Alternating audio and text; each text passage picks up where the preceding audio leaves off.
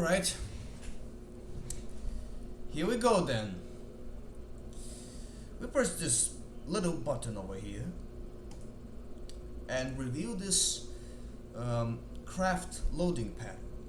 From here we choose my magnificent work of art, the magnum opus of my aeronautic engineering skills. Behold,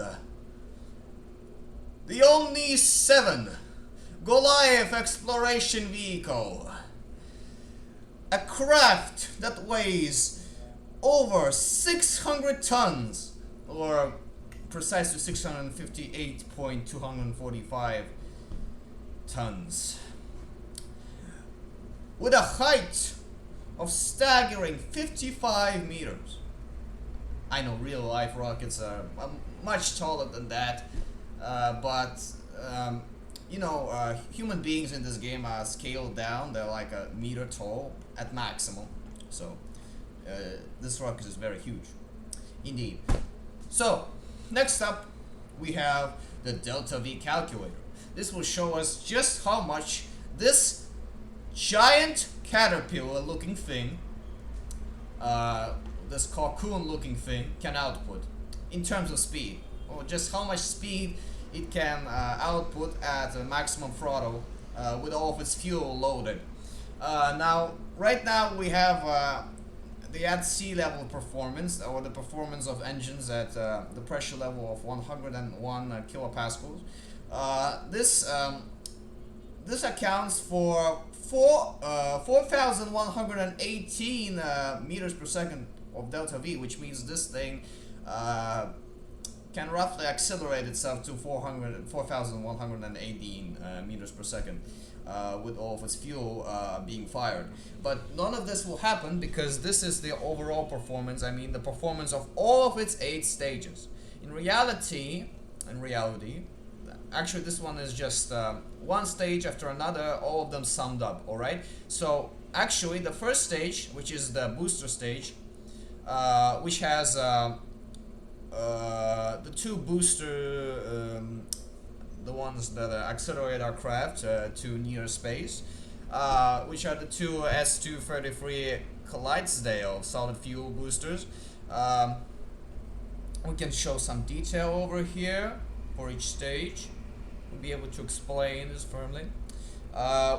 Okay, so if we take into account these 2 boosters and one S3KS25 by 4 Mammoth liquid fuel engine, together they amount to 1,814 meters per second at sea level.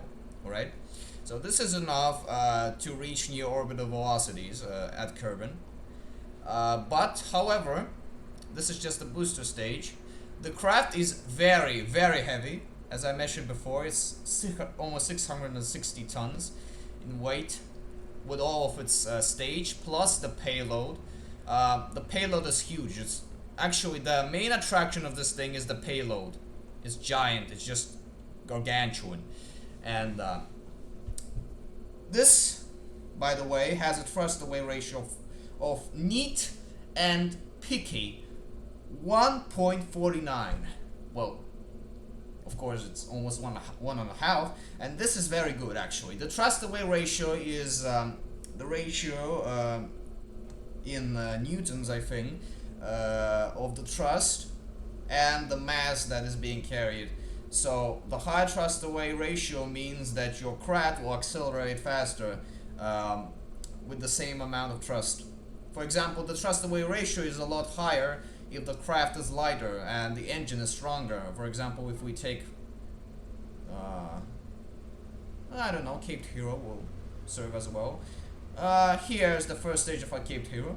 It has a thrust-away ratio of 166 because the craft weighs 47 tons and has 4 Thumper solid fuel engines, which is quite a lot for a craft that weighs just like 50 tons. And it's like 1 Thumper engine is about, how much is it? I'm not doing the actual math. The game does the math for me, of course. At sea level it's 250 kilonewtons. So the total thrust of this is 250 times 4, which is like 780 kilonewtons, and this is a lot. And this, of course, we take the kilonewtons number, 780 kilonewtons, we divide the mass by the kilonewtons, I think, and we get this thrust away ratio. The mass, currently the mass is 47, and the amount that needs to do propulsion in order to make it move and all, it's just, I don't know. We're wasting time here. Actually, I want you to show the Omni 7 Go Live exploration vehicle. Let's not get into too much detail, or this will take forever. Now then, we have the first two stages, after which it is the two boosters are separated with these with these gargantuan what is it called? Ah, yeah, hydraulic detachment manifolds.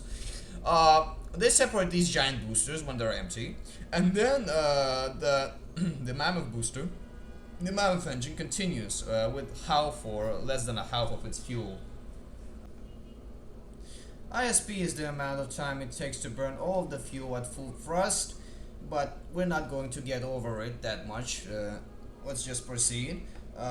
It has many stabilization fins because the thing is very heavy and the gravity turn is very hard to perform, so I had to, you know, use some of the aerodynamic properties and do a lot of this sorcery over here so as to make it more stable. Actually, the Mammoth has a gimbal control, but unfortunately it does not help much against 660 tons, and there's a lot of fuel in these ones. Those are the Kerberdyne S3 14,400 tanks, like 3 of them, if I think so. Actually, this one's smaller. They have a lot of fuel, and after these ones detach, the Mammoth burns the rest of the fuel, so this is the next stage. After the detachment, we transition to this stage over here, which continues over the Kármán line. So when the atmosphere ends, all of this fuel burns out, and we transition to the next stage. When it burns out, we separate the fairing and reveal the payload. Now the payload is this is the grand attraction of this thing. All right, the payload is just unimaginable. Well, it took me most of the time to build a payload, actually. The rest of the rocket is not really that interesting. I did not spend much time building it. Alright? This is our payload. Once we're done with the rest of the stuff and we're in orbit, we release the payload. And the payload is this giant single stage lander with refueling capabilities. And as you can see, this thing is monstrous. In fact, my CPU is already overheating. How much is it used? It's like it's in editor mode. It's already eating my CPU. As you can see, it's 100% CPU. Yes. How much this game is using? Anyway, my computer may suffer for just a bit more. This thing eats even more when it's in-game. We're in editor, so it's pre-rendered, so it's not even that bad. Okay, so continuing on, let us get over the design of this thing. This thing, the payload alone, it weighs 133 tons and is like about 30 meters tall, which is like a height of a 5-story building. Yeah, this thing is also it has this is this is a cherry on top. It has a replaceable command pod, which means it has an escape pod. Yes, that's right. If you see over here, there's a Clampotron docking pod, so this thing can detach from the rest of the craft, and the command pod itself becomes the escape pod. It has a bit, just a tiny bit of fuel with these little twitch engines over here to deorbit and enter the atmosphere. So yeah, we can leave this in orbit as a space station, the crew can travel back home, and the crew is interchangeable, so we can travel back, attach another command pod using the same clampotron over here, and it works just fine. The craft is online. So yeah, this works both as a station, as a space station, and this is also a lander that can land in vacuum on every planet without an atmosphere.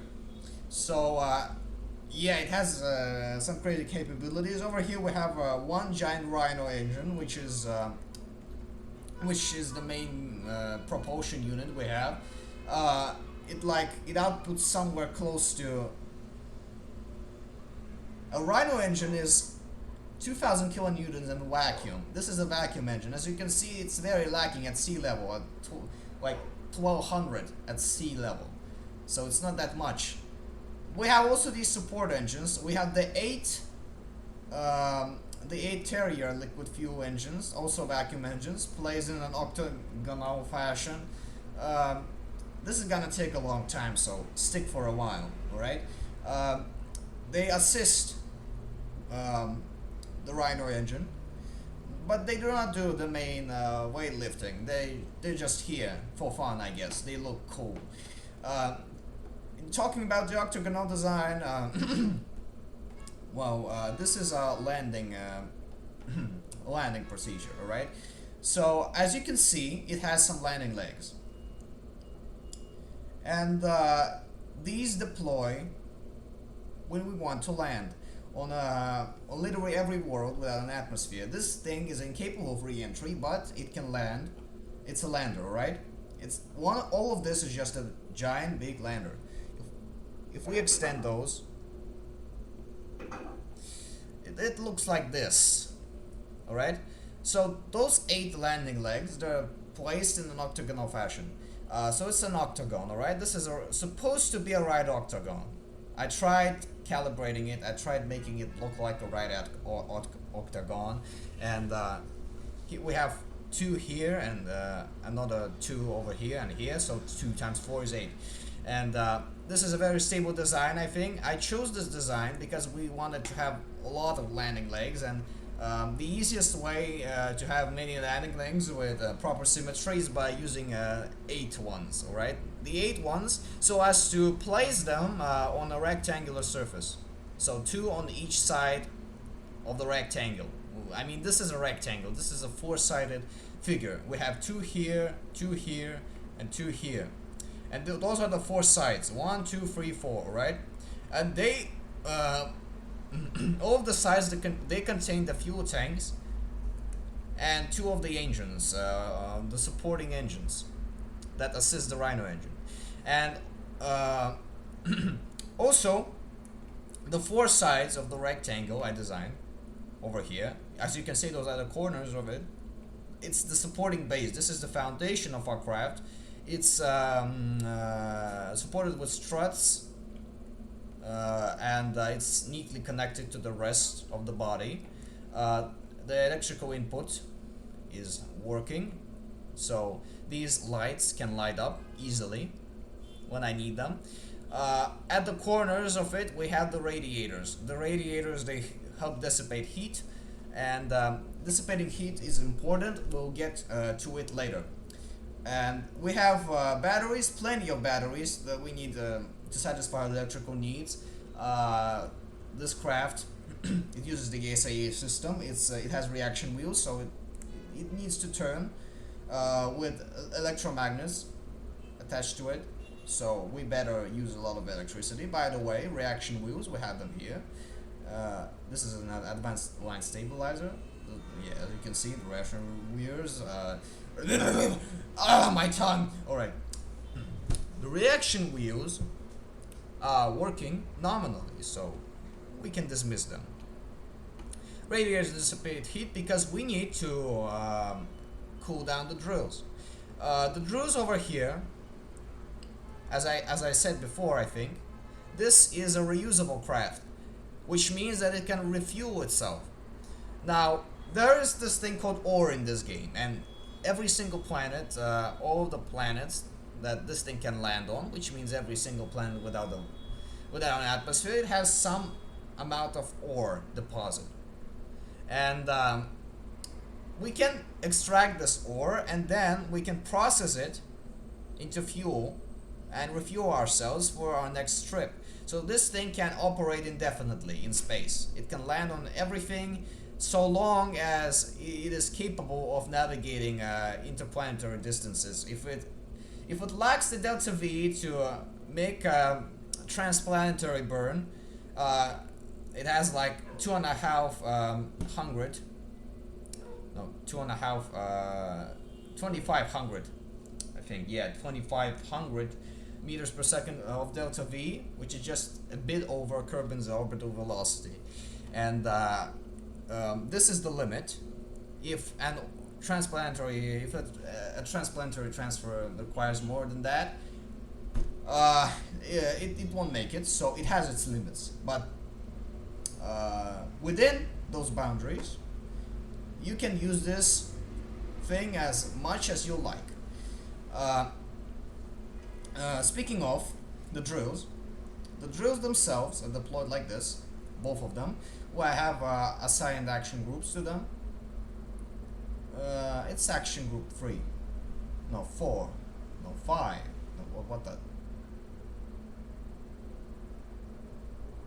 Yes, those are the anyway, we won't be causing any more trouble. Let's move on. We have these lights, those magnificent lights. They work very well in action. I can demonstrate that.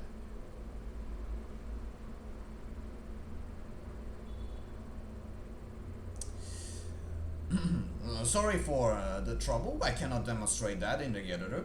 They don't light up all simultaneously, but we're moving on to the game itself once we're done. And those are the radiators. As you can see, they are extendable. They dissipate heat that is generated by the drills, and this thing can like refuel itself pretty lightly, and it does not overheat with the radiators. The radiators themselves have their own batteries, as you can see, and their own signal lights. Speaking of signal lights, the landing gear, they have their own signal lights too, and they're red in color, kind of like that valley scene, like when the Axiom lands and has these red lights to indicate its landing position. Yes, those are the landing assisting lights. They turn on automatically when I deploy the landing gear. Yes. The radiators dissipate heat when we drill, and moving on, we have the main fuel tanks. The main fuel tanks here, they contain most of the fuel here. The fuel can be refueled, and ore needs to be stored here. When we extract the ore using the drills, we store that ore within those ore tanks, alright? Those ore containers, they can hold quite a bit of that sweet mass. It's just, I'll be showing it off later. How do we generate electricity then, if we want to stay up in space indefinitely? And how do we operate the reaction wheels? And the answer, solar panels. Yes, it comes paired with 6 SP10L1 by 5 photovoltaic panels. They're quite good at generating electricity, and they also have their own signal lights. More on that later. How do we process the ore to generate fuel so as to make this crap reusable? Here we have, on the next level, on the next floor of our contraption, we have the Convertotron 250. Convertotron 250 can generate liquid fuel and oxidizer out of the ore that we have extracted. Basically, it's kind of like oil, but in solid form. And it can generate fuel. We can just control it like that. It generates heat, which will be dissipated by the same radiators. Electricity is generated using these solar panels, and all in all, it's a very nice base. It has a closed loop, so we won't be running out of electricity, we won't be overheating, we won't be running out of fuel because we will be drilling and processing it into fuel using the convertotron. Uh, Almost everything is spot on. Almost everything. The only flaw is 200,500 meters per second of delta V. This is the only flaw. Actually, this thing is, despite all of its magnificence, and despite all of the hours I've put into it, I cannot go past the orbit of Dress because the transfer, the Hawkman transfer to Joule, which is the gas giant in this game, it's kind of like Jupiter. It requires more than that. It's like about 400, no, 400, the 4,000. That's about 4,000 meters per second of delta V. And yeah, I had to use cheats. Yes, despite all of this. Yeah, that's a fail. But worry not, because moving on to the next floor, we have the research facility. This is our mobile research lab or mobile processing lab, and it can store our scientists along with their gear. Those are the first floor, the living quarters. Then we have the normal, regular living quarters. These can house 2 each, so it's about 2 times 3, which is 6, and another 2 in the mobile processing lab. All in all, this can house about 8, if I'm right. Oh yeah, and also the command pod for the pilots themselves. So it's 11. Yes, 11 of them.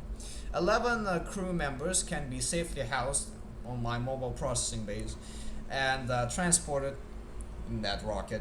They can travel wherever they want to go unless the fuel says otherwise. Yeah. And they can conduct research with all the sensors attached. It has every single sensor in the game. It has a mystery goo container, a gravitation sensor, a seismic sensor, a thermometer, a pressure barometer, and even a magnetometer boom. Magnetometer boom. Alright, the boom is this extendable thing, and it makes the whole thing look like an oil rig, which is cool.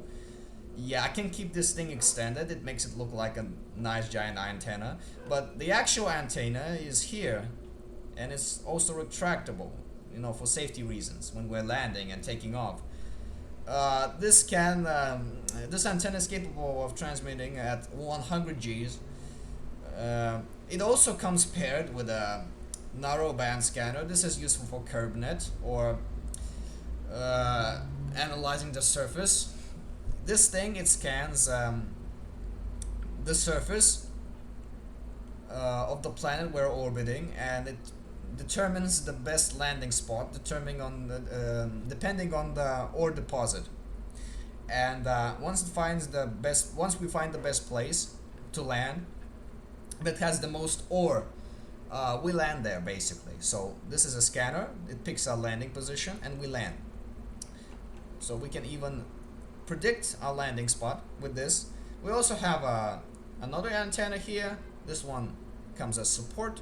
It also has a aesthetic value, and like a science junior research facility. It's right here.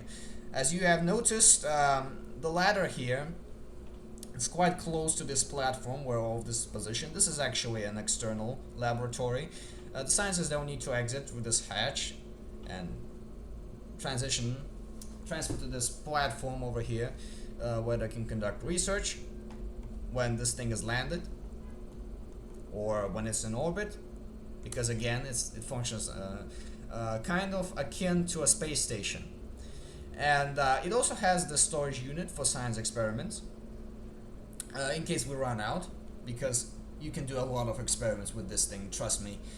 uh, on top of that, when picking the landing location, we can also make use of the M700 service scanner.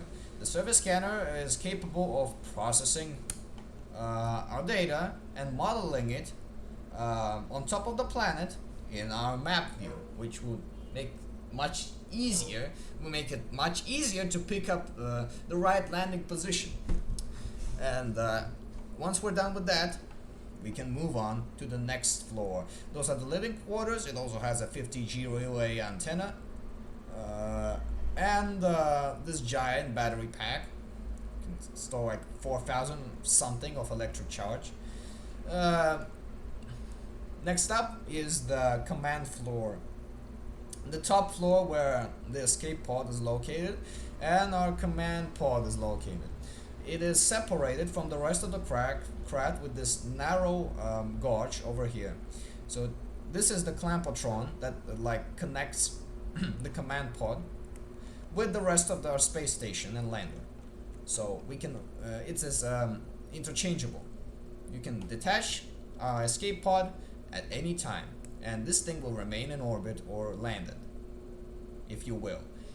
Um, this command pod, it comes equipped with a heat shield for re-entry heating and RCS modules. Uh, you know, reaction wheels.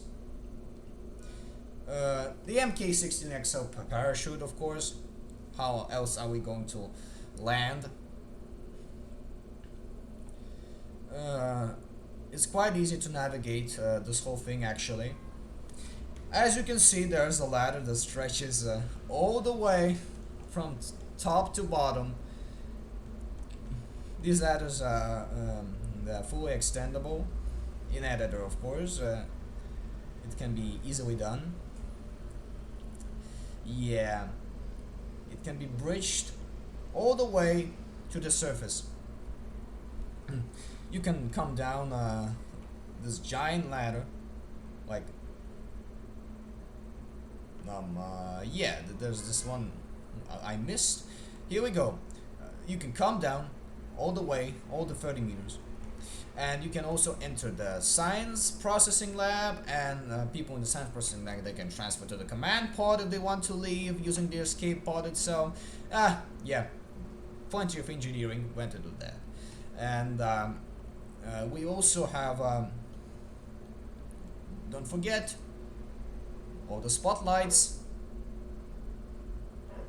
which I'll be showing off in just a second.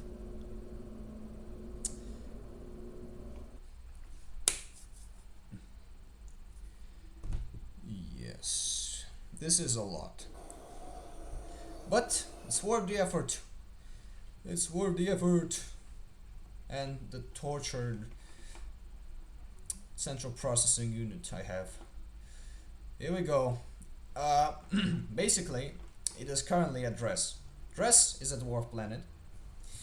It's only like 138 kilometers in radius, and I just recently landed in one of its craters. I think I was going to move on to Jewel. I decided to make a whole solar system tour with this one. I started at Kerbin. Then I went to the Mun, then the Minmus, the second satellite. It has a relay orbiting it. I placed it a long time ago, I think. And after that, I made a giant Hochmann's transfer to Duna, which is this game's analog of Mars. Here, with a gravity assist, I captured myself into the Ike's orbit. Ike is another dwarf planet. It's a very giant moon in comparison to its parent. I landed at Ike, like somewhere here. I think I placed a flag. Yeah, here we go. This is where I land. This is where I landed. I extracted the ore, refueled myself. Then I went on with my expedition, and then I ejected myself out of the sphere of influence, then transferred to dress, which unfortunately I did not have enough fuel to transfer to, so I had to cheat. But regardless, let's not think of it. All right, it's totally normal for me to do that. I put in a lot of effort into this monstrous vehicle. Uh, this is my current landing position, and I'm right here, over here. After that, the journey continues as I try to get myself captured the into Jule's orbit. This is a long one. This will be a long haul. It will take a long time, and it's also very, very far away right now, so I'll have to wait for it to come around the sun a bit closer for a transfer window. Jewel is like uh, this crap ton amount of meters above the solar surface, and yeah, it's a gas giant, a green gas giant. Um, yeah, all of the planets in this game are scaled down 10 times, so this has a radius of this point has a radius of only 6,000 kilometers, almost the size of Earth.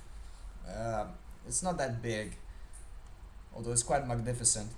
But we're not targeting Jewel, of course, because it has no surface, and we're going to die if we were to re-enter its atmosphere, and probably perish in one of its fart storms over here. Yeah, the fart planet. Alright, we'll be captured by Tylo, hopefully. But we won't be landing on Tylo. This will be crazy. Tylo is a very large moon. it's it's 600 kilometers in radius, and it almost has the gravity of Earth. So we're not going here, or we'll be trapped here forever. Yeah, this is not the choice. But we'll be captured by it. We'll fling ourselves using the gravitational slick shot. We'll hopefully land on Pole. Nah, Poe is nah. It's too rocky. Just look at this. There's no way I can land on this thing, but I will try anyway. I'll try anyway. Let's see. Let's see. I'll challenge myself then. Oh man. Regardless, let's just move on to the main thing because I've been ranting for a bit too much now.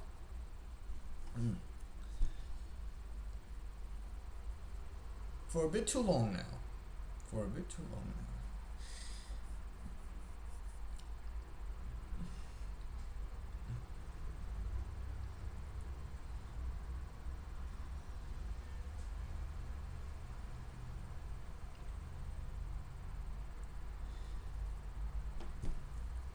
Yes. The thing in action. My FPS drops to 10, and as you can see, it stands firmly on the Ike's surface in one of its craters. Yes. So we have collected some of the resources already. We are in the middle of refueling. We have full tanks of ore. All of them are full. And here are some of the features I could not showcase in the editor. As you can see, we have a light action group. And yes, the lights are animated. They have a specifically set blink period, so it all looks smooth. Every single thing has a light because it's cool. The solar panels have a light. The drills have a light. Have lights. Oh boy, no, it almost took off. Nah, my bad.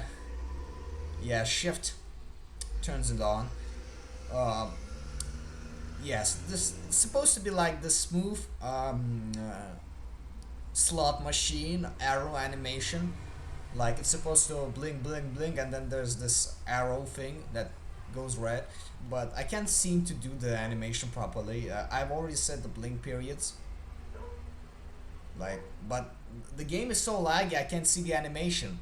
It doesn't render properly. Um, the drills, we can turn them on. and we'll start mining for ore. We can turn on the convertertron, harvester, factory, and it will start to process our fuel. As you can see, we're slowly gaining oxidizer and fuel. Yeah, it's slowly charging up. We're filling the tanks. After we have a full refill, we can take off. The service scanner. This is the command pod. Yes, ignore this guy. He's crazy. Those are the living quarters. No, those are the living quarters. This is the lab, and this. Yeah, not a single one in the living quarters. How come? Not a single person in our living quarters. Gee, okay. As you can see, perfect communication network. Connects perfectly. The 100G antenna is working fine. It goes straight from dress to Kerbin, just like that. The straight line of communication. No relays needed. Its antennas are strong as hell. The service scanners are not operational, but we have the survey data that it had acquired. We can safely manage our location by turning on the cutoff. I think so.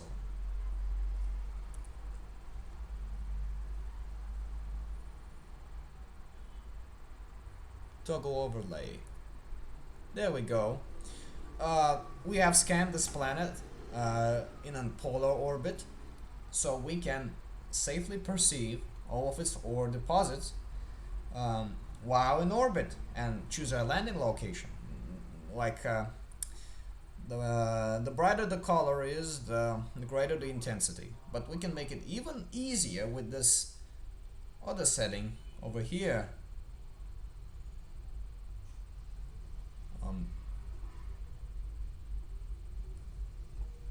Yes, so those are the most intense ore deposits we can find.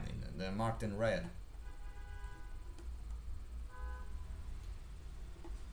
And our current location is here. We turn on the cutoff. Here's the full ore surface map. My tongue can't handle it anymore. I did the full scan. Now that we have scanned rest, we'll move on to scan on the planets on our tour.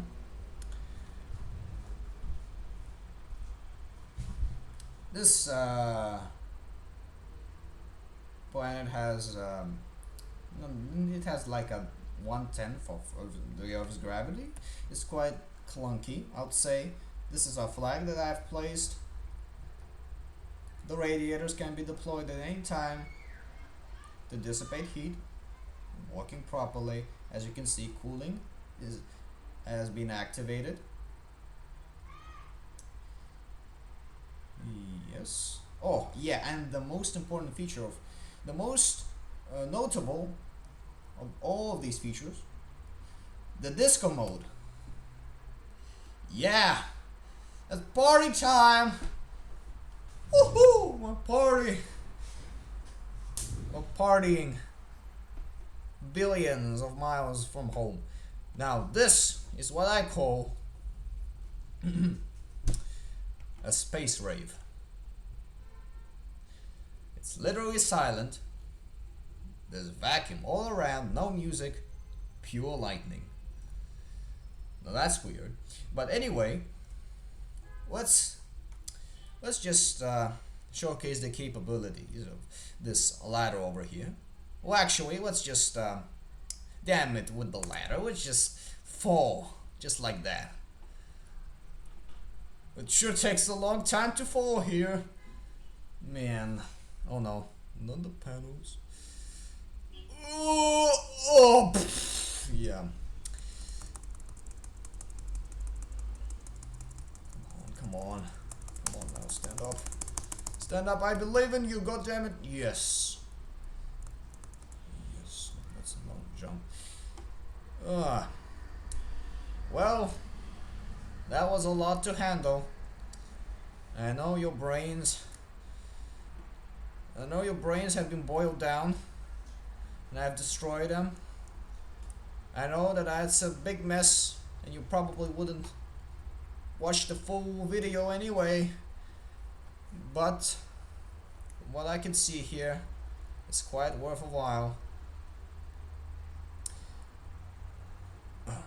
Thank you for listening and watching, and I'll see you guys in the next video. Bye bye!